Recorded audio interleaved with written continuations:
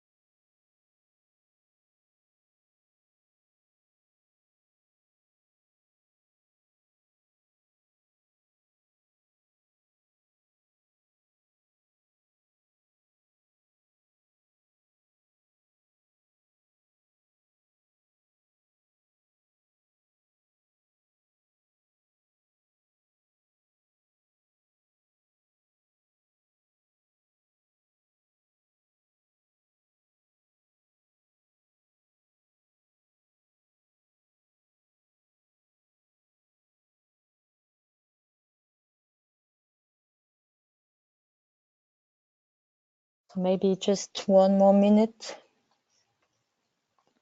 and then we can start.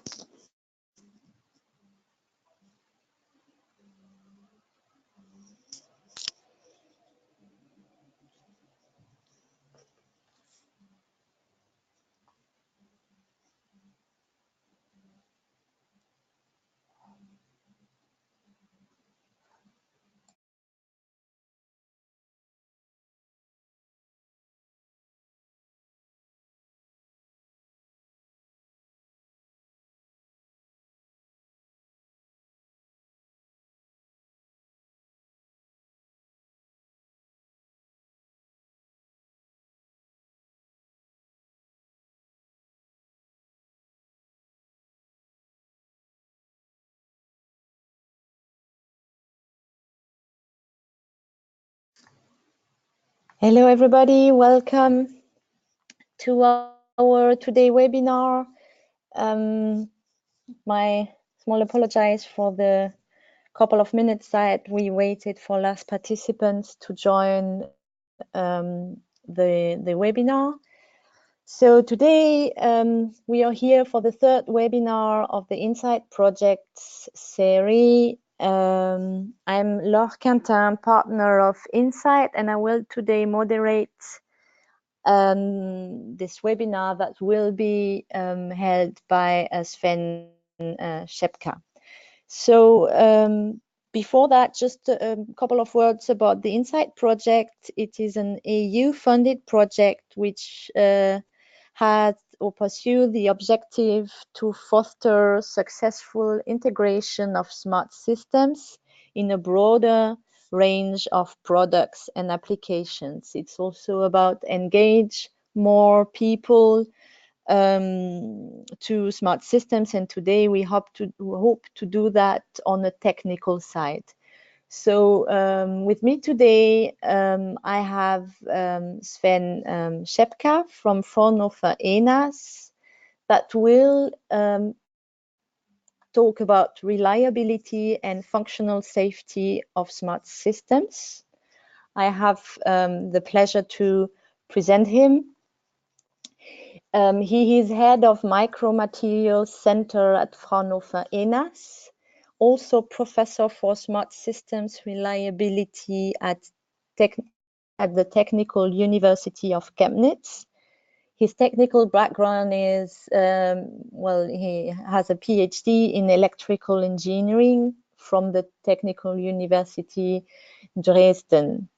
He is an active member of several European associations like EPOS, EGVIA, IoTI, and has been contributing in the core team of the strategic research agenda on electric component and systems of the European Commission.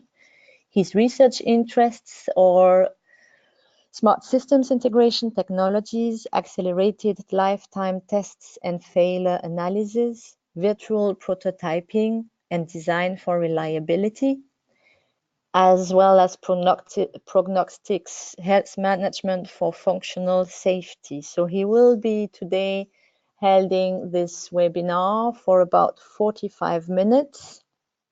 After that time, you will have the possibility to for a session for answers and questions.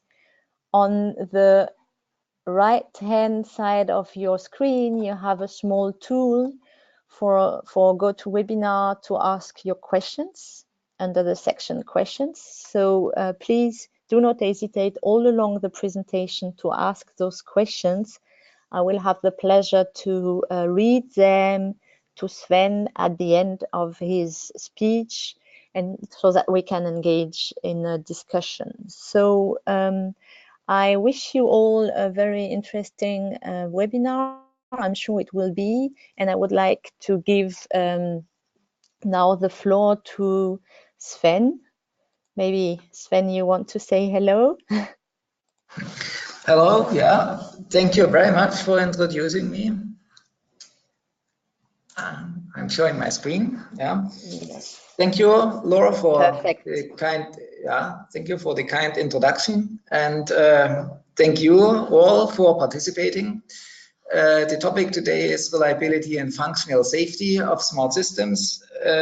But before I start speaking, I am the speaker, but I will present results of numerous projects and almost all of my colleagues here at Fraunhofer ENA's Micromaterial Center contributed to this over the years, as well as I would like to acknowledge big cooperation with small and medium-sized enterprises like Ametronics, Berliner Nanotest and Design GmbH, Chemnitzer Werkstoffmechanik GmbH. So we have ABC, and I could complete this, the full alphabet, but also I'd like to mention AMD, Bosch, Continental, and so on, Infineon, ST Microelectronics, which were partner of the projects.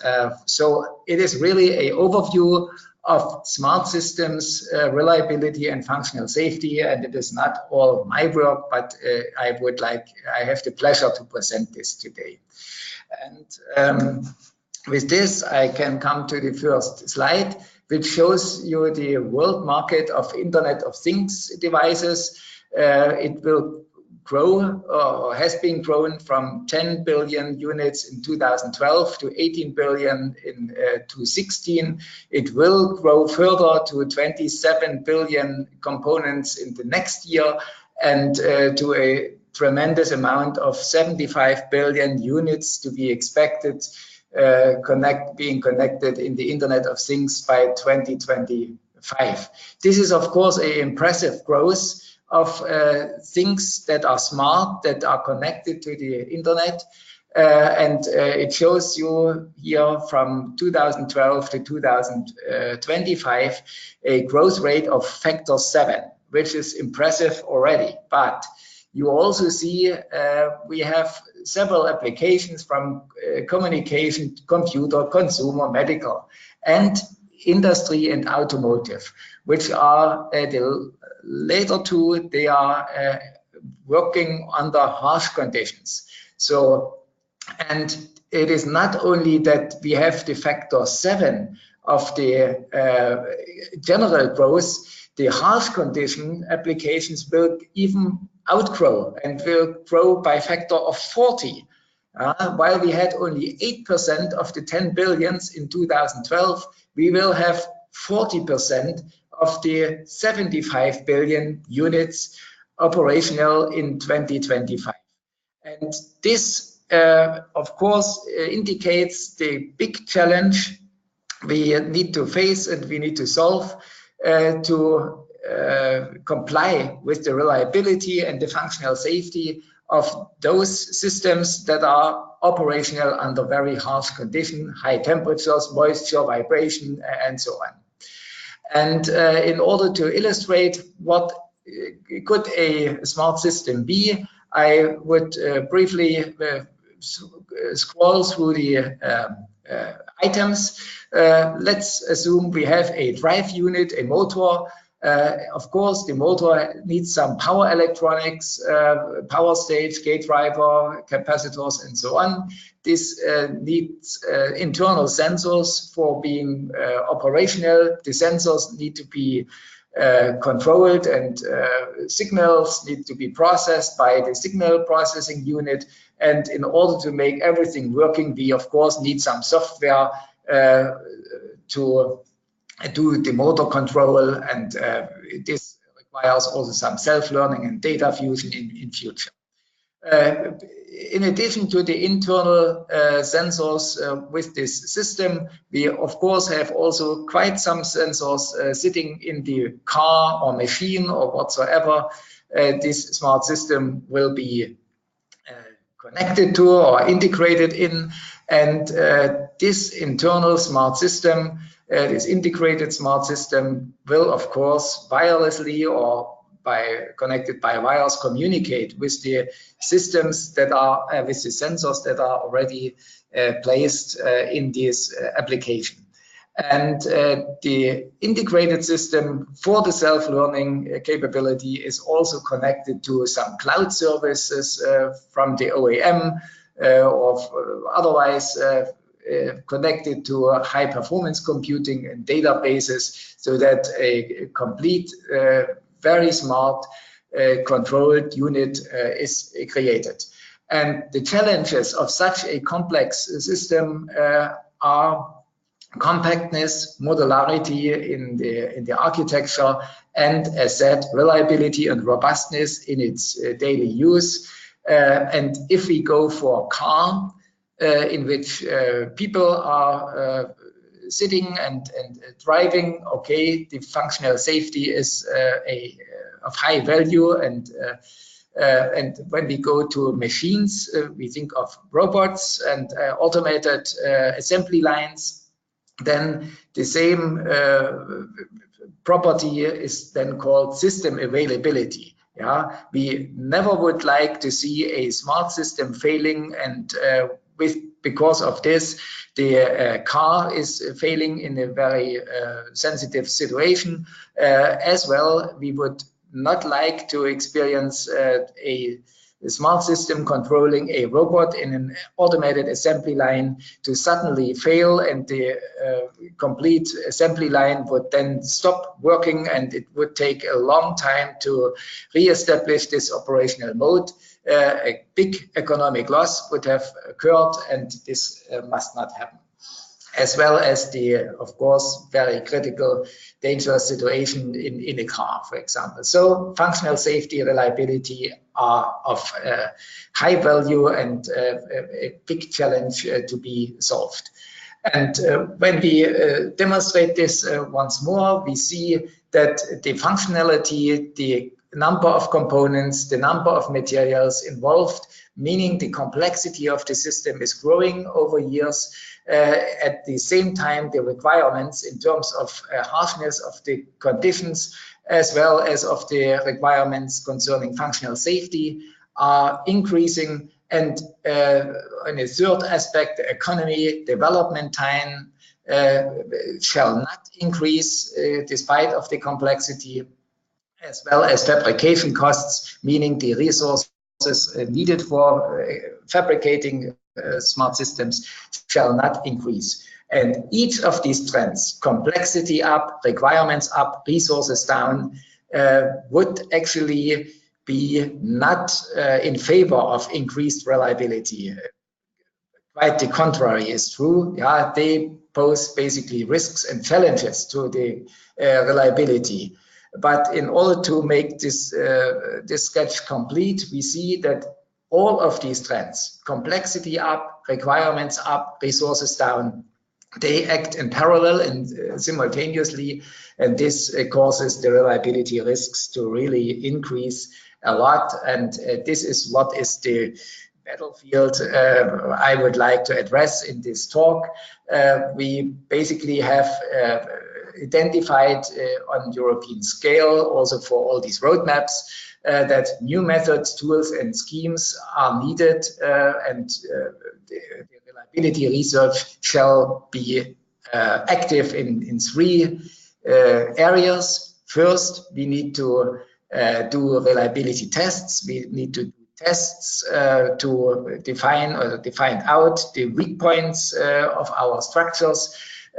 Based on the analytics shall tell us what is the physics of this failure. We need to identify the root causes in order to be able to overcome them. And once we learned about these root causes and the failure risks, we can try to virtually replicate this situation, and we can use our the knowledge gained for proactively to already doing the design, clarify and assess the reliability of the future products virtually. And so we can already pick the most reliable design for the eventual fabrication. This would, of course, save a lot of time and would resolve the conflict between resources and complexity. And the health management as the third direction, this is fully dedicated to increasing the functional safety.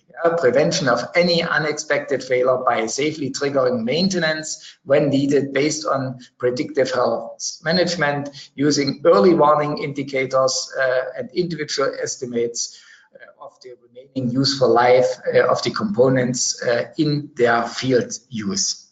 And these three topics are the highlights or the categories I would like to spend the next half an hour on to give you some examples of recent developments and investigations and also project results. So, and I would like to start with the test. And here I focus on new capabilities and facilities installed to cope with the new challenges. Here we see a good old temperature storage and temperature cycle test equipment. It is capable of cycling our systems between -70 and 250 degrees C, and this reflects the risks of triggers failure modes on thermomechanical. As I said, the smart system combines a lot of different components, so they all have their specific materials, and these materials have their own coefficient of expansion, so there will be warpage, internal stresses, and cyclically these stresses will lead to some failures. This is the typical, a very typical testing stage, but it is not enough for the current developments, because when we go to automotive and industrial applications, to the harsh conditions, we will have moisture, vibration, and of course the electrical loading in addition. And so we should expand our test set to such a multi-stress test equipment, as well as we should also think of the new semiconductor devices, for example, silicon carbide, gallium nitride devices, which can operate at 250 degrees C and even beyond. And so we need to do also some improvement on the cycle tests to reach also higher temperatures in our thermal cycle, because this increase in temperature, this also allows to accelerate the risk and the damage evolution, and this is needed to keep the testing time short.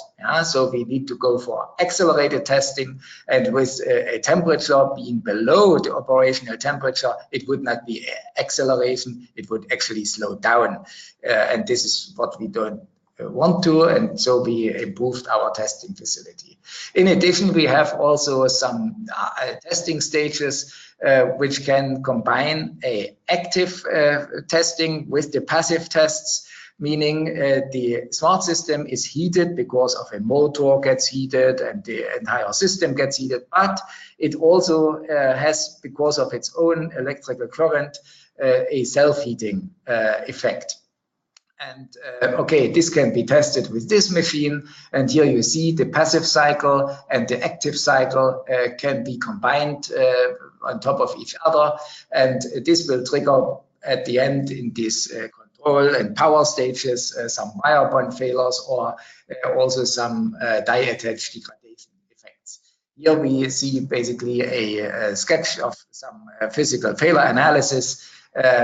Yes, in order to capture all these effects, you need to be able to analyze them. And here, this gives you just an indication, microscopes and cross-sectioning capabilities and so on are needed. In order to move on, system reliability is on top of, needs to be addressed on top of the component reliability. And here we also have a test stand for that, for static and dynamic mechanical testing. Again, we can combine this with temperature swing. We can do this under dry or wet conditions. And we have in situ observation capabilities here with the camera.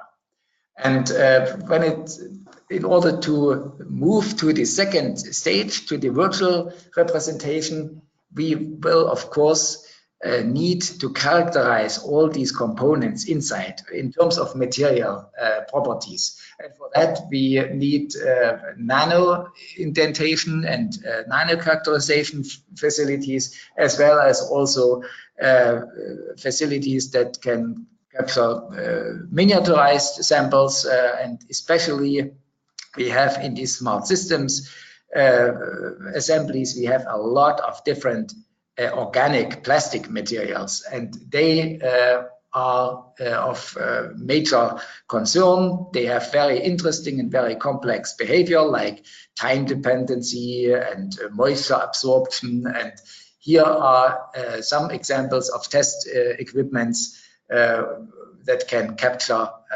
these challenges and can provide the data required for modeling and simulation. And the modeling and simulation will basically open my biggest chapter here, and this is the chapter on design for reliability by virtual prototyping based on numerical simulations.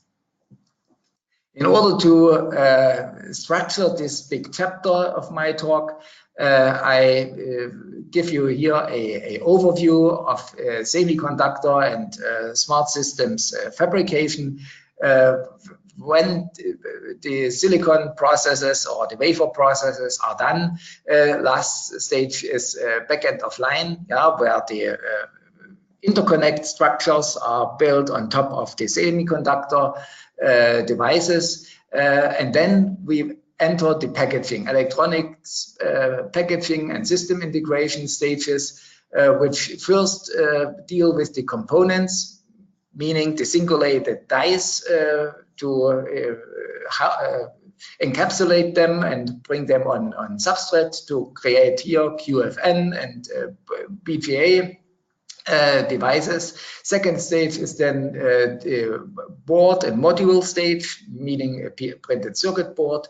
Third stage is then to do the housing of these complete electronic systems. You see here a generic ECU of automotive production, and of course here you see the car as the ultimate application in which the electronic system and with all its components is built in. And yes, we need to capture in order to address reliability risks and analyze them. We need to go down to the wafer fab, and we have a chip package interaction activity. This needs to be addressed, as well as the first level reliability, component level. Second level is the board and module level. Third level would be the system and application level. And all these levels need to be addressed, and I'll give you a few examples of each of them. Let's start with the wafer level. And here we have, for some years already, we have the chip as it is 3D through silicon via technologies, and basically there are two technologies in use: via last or via middle design. For both of these technologies, we have created a modular set of models. They are all parametric, and they can very nicely model the local situation, thermomechanical situation around these vias. And they can analyze very precisely what's going on in this copper via next to the silicon semiconductor material, and with as you see in the top left illustration, we also consider the back-end of line structures. But we don't stop at the local consideration, because most of the stresses and the operational conditions, they are exposed to the full system. And so our model also is a multi-scale model, system of models that goes all the way up to the BPA module, to the board level, and later on also to the system level. And the top level is actually the one at which we need to apply the loads in order to dive down and to analyze the stresses that occurs in the lowermost level at the actual via, because this is the point where a crack and fracture can occur, and this is where we need then to start improving our structure and making it more robust.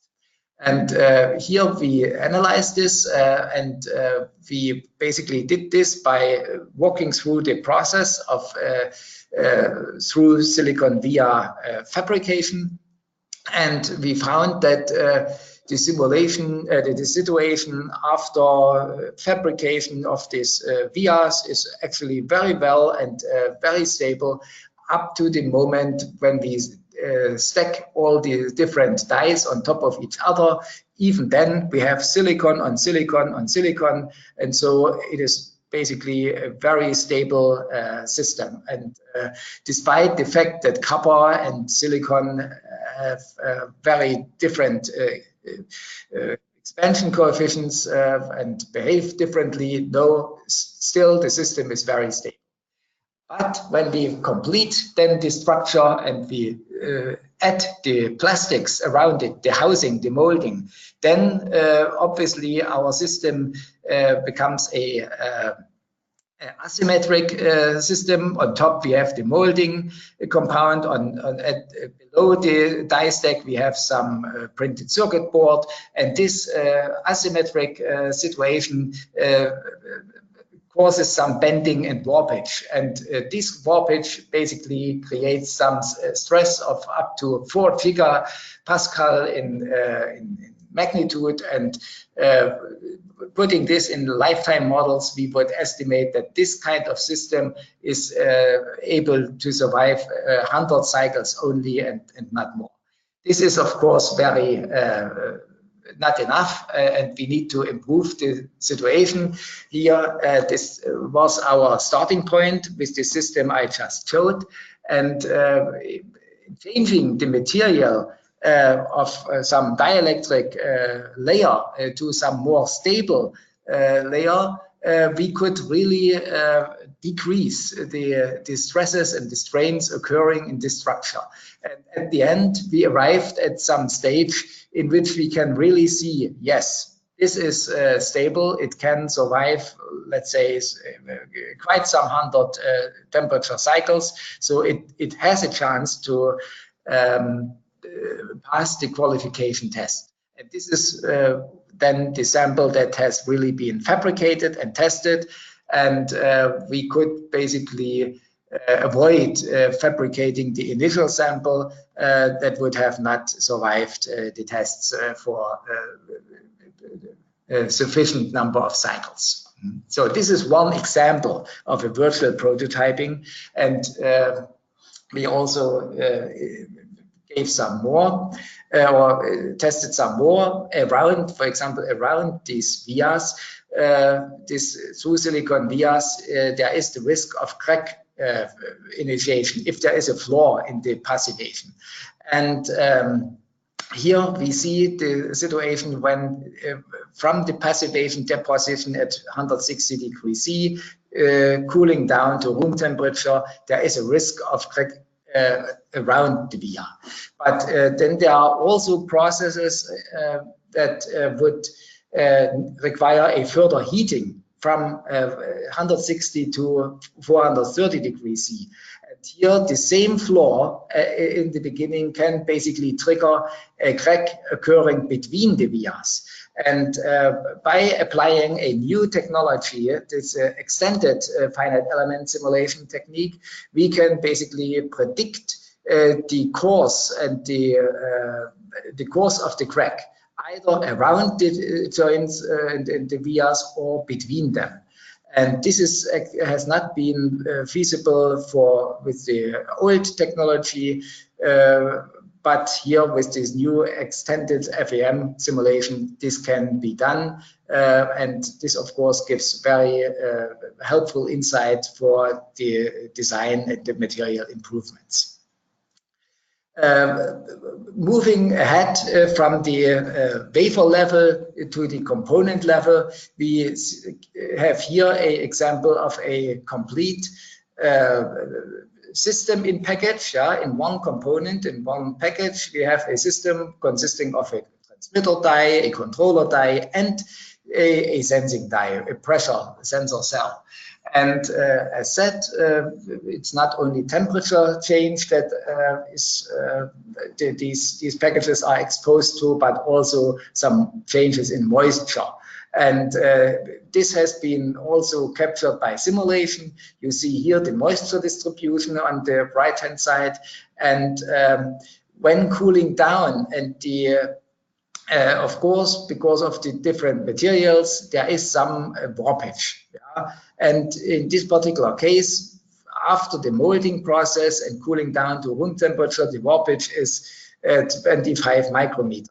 And the moisture, when moisture comes in addition, the warpage is not 25 micrometer, but it is 15 micrometers.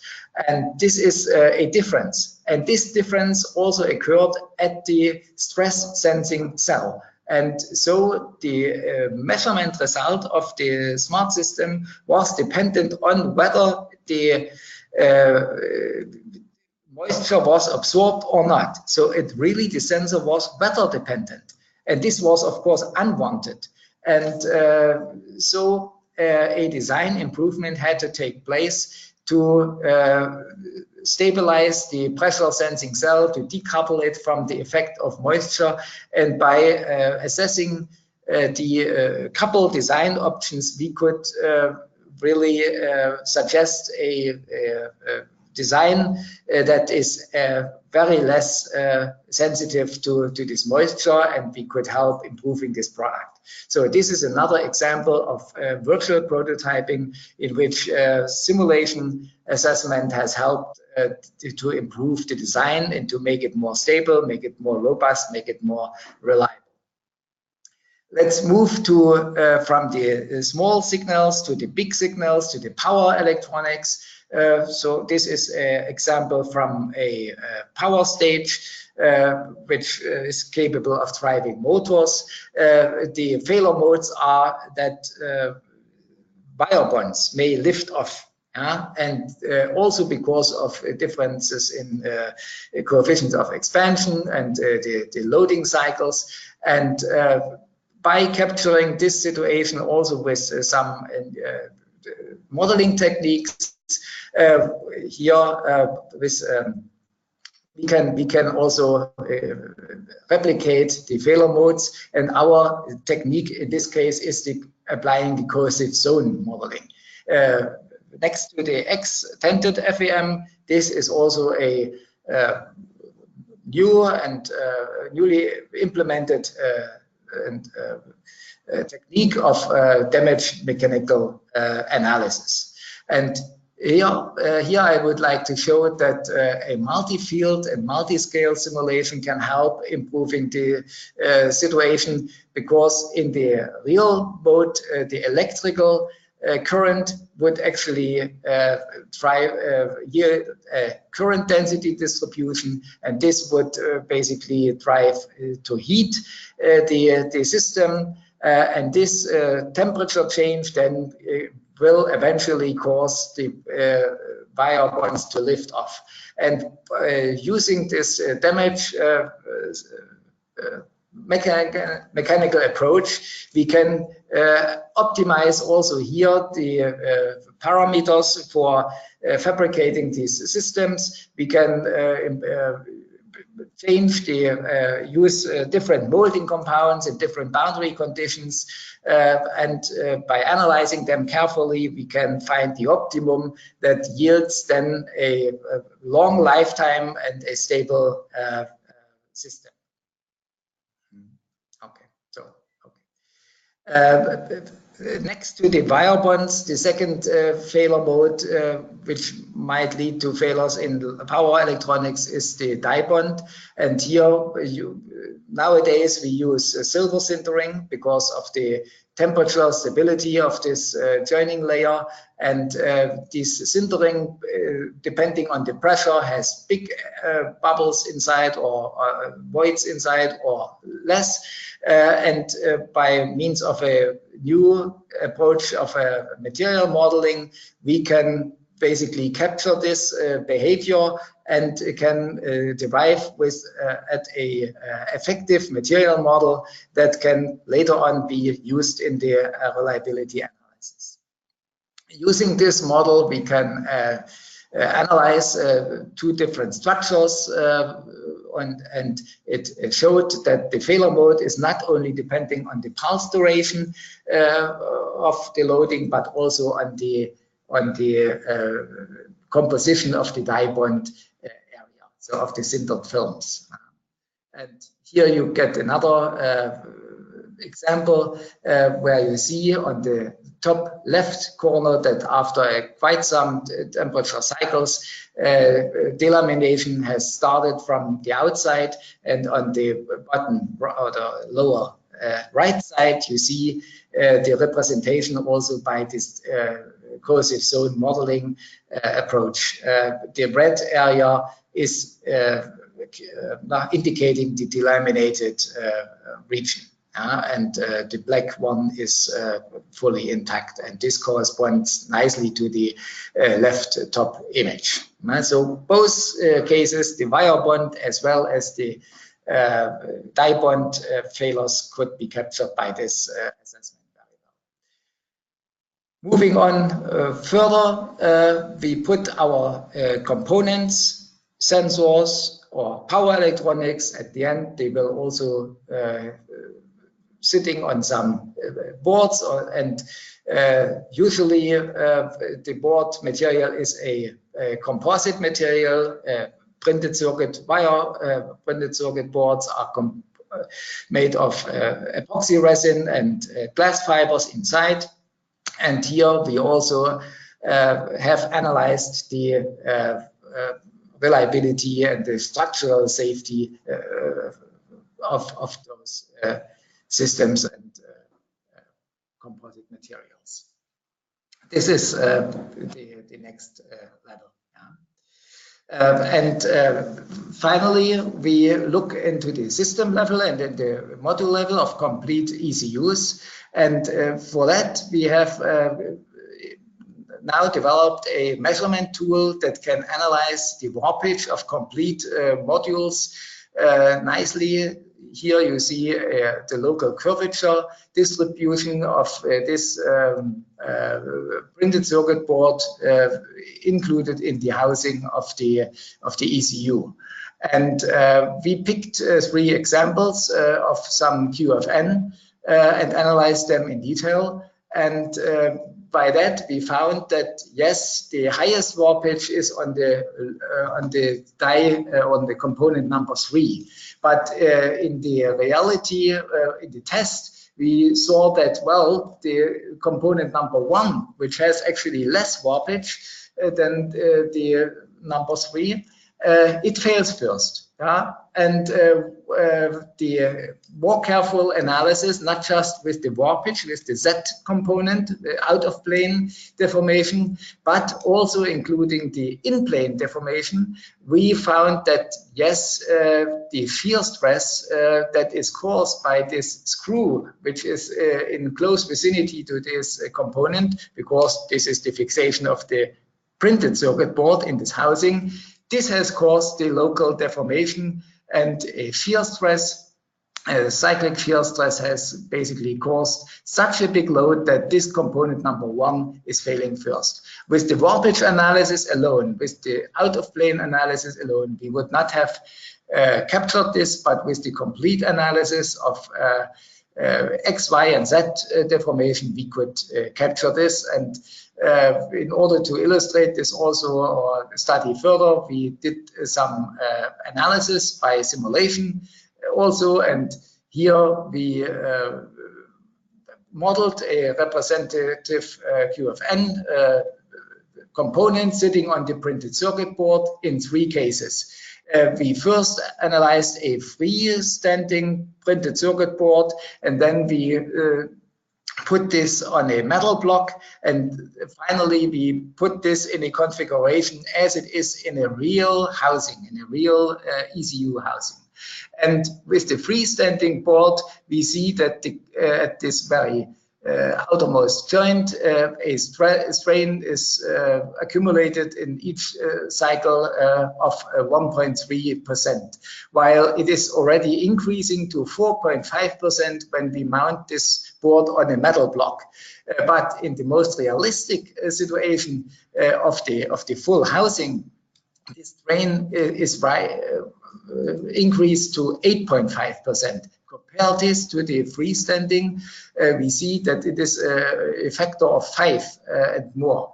And in terms of lifetime, in which these factors basically go with the square, we see that in the realistic situation, the lifetime is only 10%, 90% less than we would expect when considering the freestanding board only. So this is basically the reason for why I said in some earlier stage, yeah, with also the through silicon via configuration, that the top level defines the loading, and this is where the loads are imposed. And we need to consider really all the stages from the via through the system in order to address and to capture the reliability behavior realistically and in a way that we can derive the right conclusions in terms of design guidelines and so on. And finally, we will not only, I would like also to give you an example for not just thermomechanical loading, but also pure mechanical loading. Here we see a motor configuration with some power electronics and control unit attached to it. And the board of this power electronics unit, it is basically under vibration load, and in the initial stage of the design, we saw some red areas in which high frequency, high vibration amplitudes could occur, and the components sitting there, they are at risk of failing very fast.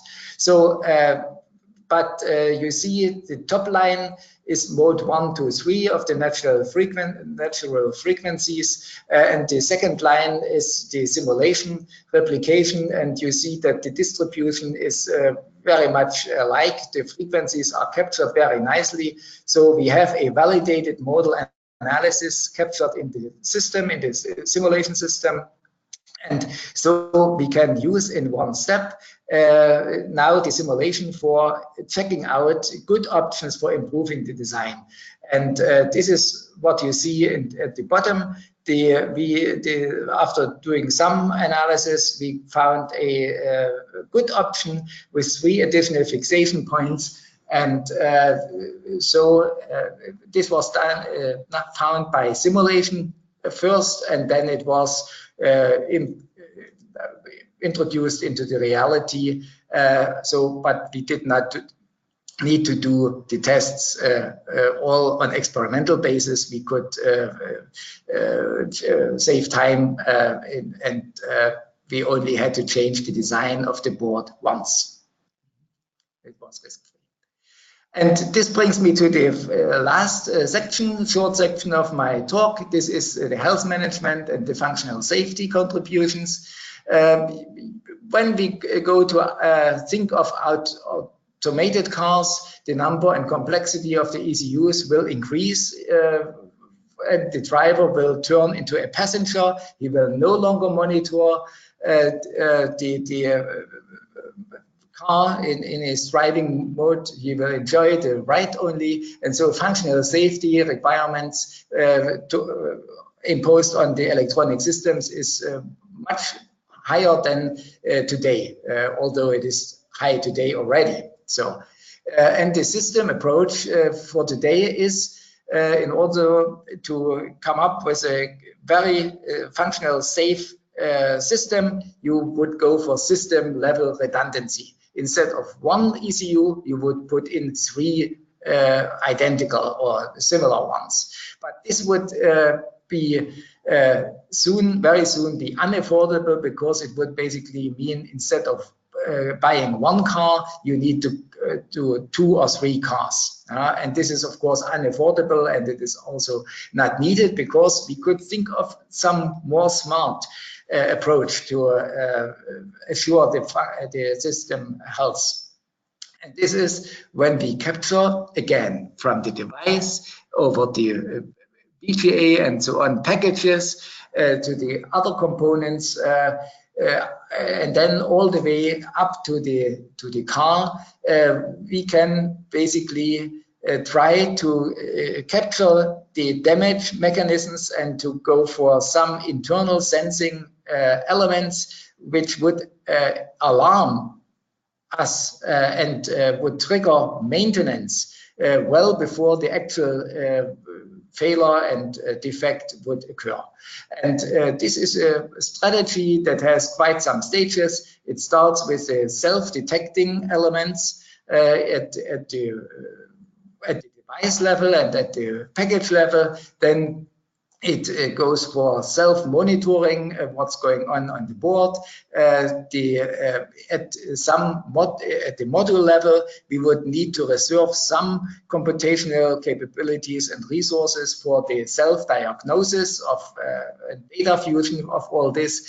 On the vehicle level, we would then have the decision stage at which the passenger would get a signal whether the car is fully functional, safe, and he can of course start his journey, or it would get a yellow flag meaning and pointing to please go for some maintenance in the next, let's say, 2 weeks, get an appointment with your garage and to have the system fixed before it really fails. And the self-learning capability could also benefit from the experience, not just from your personal car or individual car, but also from the complete fleet.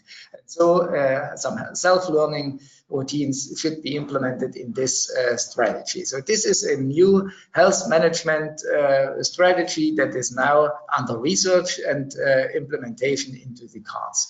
And in order to give you some clips on that, you see we have a stress sensing element, and we exposed some temperature cycles on that, and initially it was all green and nothing was strange, but after 3 cycles, after 10 cycles, after 110 cycles, some stress changes were indicated at this corner. And when looking into some X-ray analysis, we saw, yes, there is some delamination brewing in that area, and the delamination itself between the die and the die adhesive is not dangerous, but when it proceeds, then of course a failure can occur and the function is at risk. So after indicating Yes, at some point the yellow flag and the alarm bell shall ring and point the user, the end user, to go for some maintenance, see the garage. So this is one example of a dye adhesive option. When we have the wire bond, the power electronics, here the die attach failure, as indicated earlier, is a very common failure, and by going for some thermal spectrum analysis, we can really indicate this upfront. This is a nice cooperation with our colleagues from Berliner Nanotest, and this spectrum analysis can give you a upfront indication of a risk. So for some BGA balls, you can do some sensing contacts at some highly loaded situations, and these joints will fail first. But these are only monitored joints, and the functionally important joints, they are less stressed, and so you can also organize some trigger point and some detection point. The last item I would like to show is for some passive devices in which you can add a few more of those components, and you can basically lower the size of the solder joints so that these monitor components they would also fail first, and this has already been analyzed a couple of years ago. And you see here you have a certain distance. The monitor devices, they fail after 400 cycles, while the standard regular functionally important devices, they fail after 2000 cycles. This gives you really a big lead time for preparing for maintenance. Big components also give some starting point for doing this monitoring because they are usually glued to the PCB in addition to the soldering of the two wires. And once the glue starts delaminating, the deformation, the cyclic deformation of the printed circuit board is changed. And this can also be detected and evaluated, and eventually the alarm bell can ring. A little bit of delamination of this glue is not dangerous, but once the glue has completely detached, then the solder can be destroyed and can fracture, and this would then be a risk. And so detecting the onset of the delamination is really an early warning indicator. And by this, I would like to summarize my talk. I showed you new strategies and methods to improve the reliability, to make it more efficient, to capture the increasing complexity of the situation by first improving the experimental reliability test and analysis methods. Second, was the biggest chapter, to introduce quite some nice and interesting virtual techniques based on numerical simulation. And finally, to introduce active and prognostic health monitoring features to the smart systems. And all this will result in smart systems of next generation that can become part of real products, make those products safe, and be even more safe themselves. So by this, I thank you for your attention, and I'm happy to answer your questions. Thank you very much, Sven. This has been a very interesting and intense presentation. We have a couple of questions. Well, mainly, the first one would be, as you stated right at the beginning of your presentation, that, well, smart systems, no, that's the comment of one attendee. Smart systems are by definition electronics and software in combination with other technologies such as optics, mechanics, packaging, transducers, etc. Well, according to your presentation, you do not make any assessment methods for the smart functional aspects of the system. Do you have plan for these aspects? Well, yes, I focused on the physical structures and even more. I focus on thermal mechanical effects, thermal electromechanical effects as one example of the large, even larger field of reliability research. This is clear,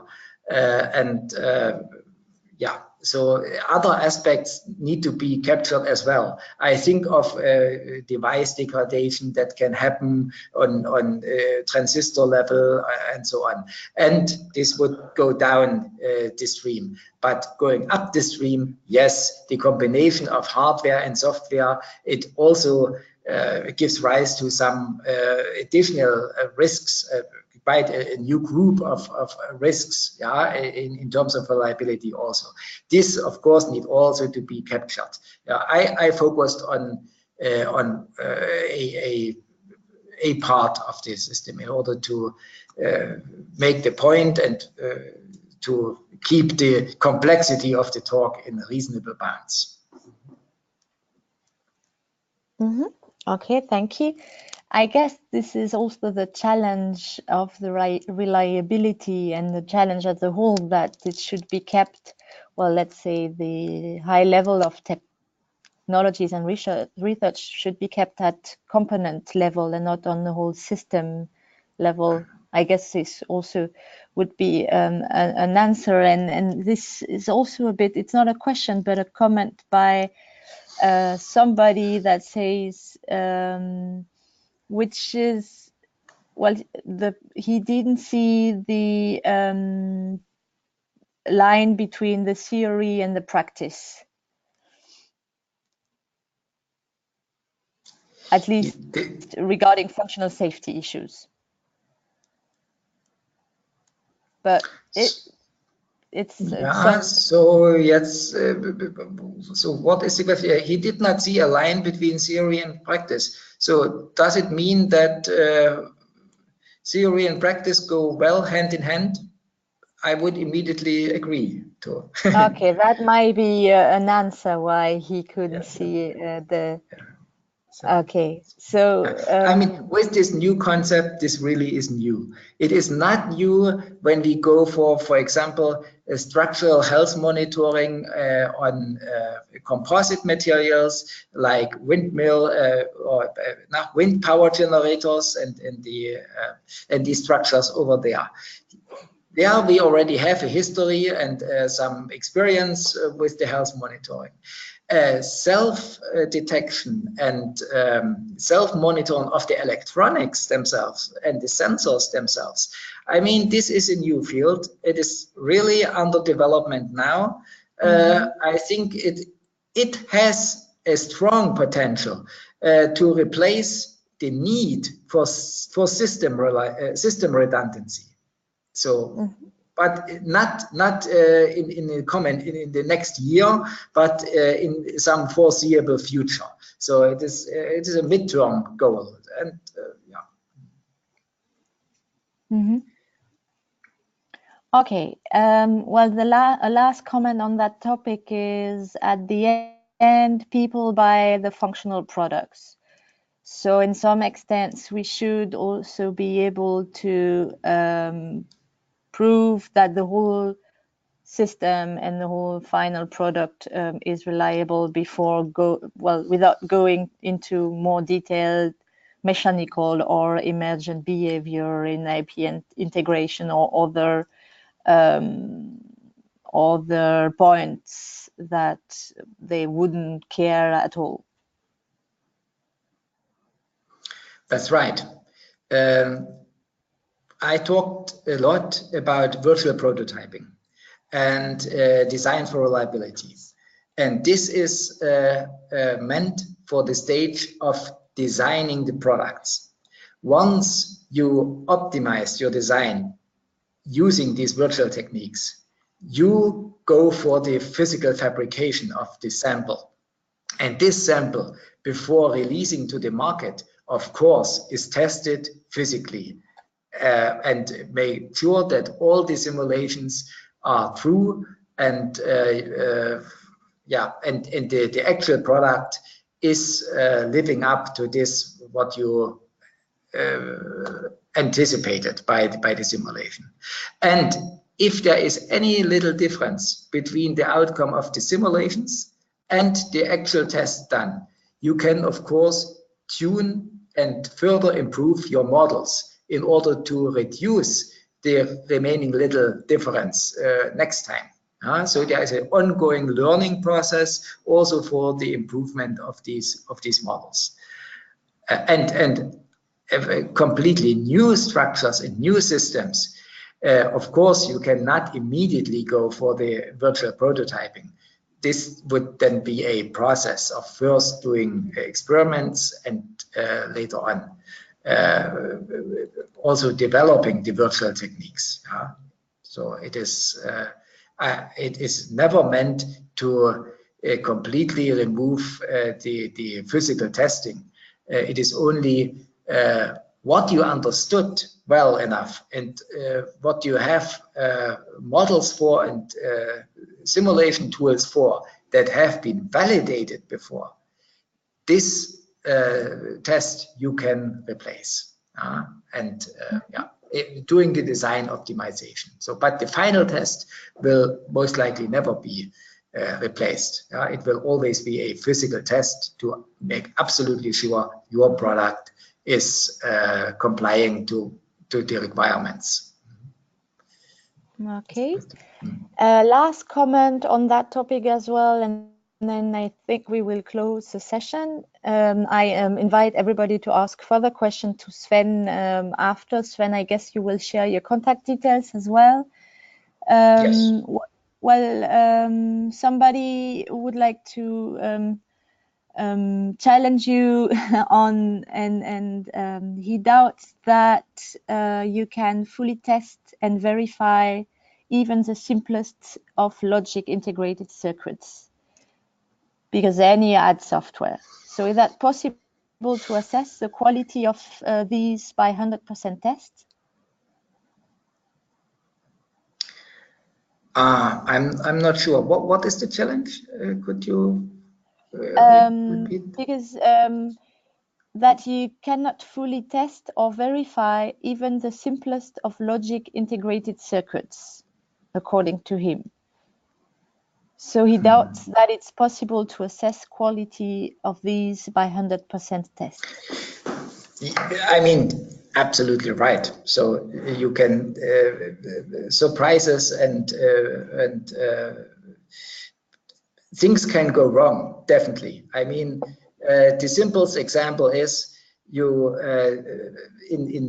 also in civil engineering. Think of bridges. These bridges are constructed very carefully and they are tested very carefully, and still it may happen if very strange factors come together, then something can happen you have not anticipated, and the bridge can even collapse. So this, I mean, but this is beyond our planning, and so it's a philosophical also question.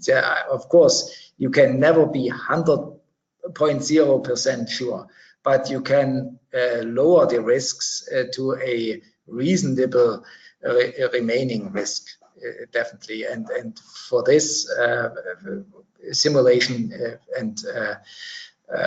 can be of great help and save a lot of time. So and also it helps understanding things.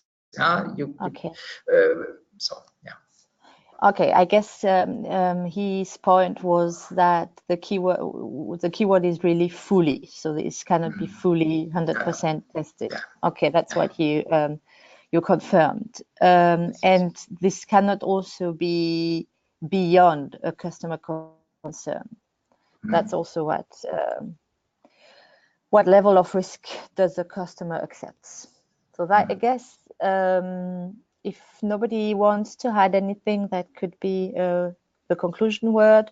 Well, or maybe we could see, as you mentioned, Sven, this is a brand new methods that and strategies and tools that you're presenting, and these, like every new method, are also done to be challenged. So that's very good. Thanks for the participant that challenge these methods. So for everybody's information, the Sven's presentations as well as the recording of this webinar will be made available on the inSSIght project in a couple of days. You will receive it also via email with the link to access the video online. So thanks again for everybody. I leave you, Sven, the last word. Yeah, I thank the participants for listening, and yeah, wish all a nice remaining day.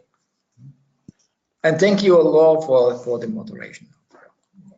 Thank you. Thank you. Have a good day. Bye.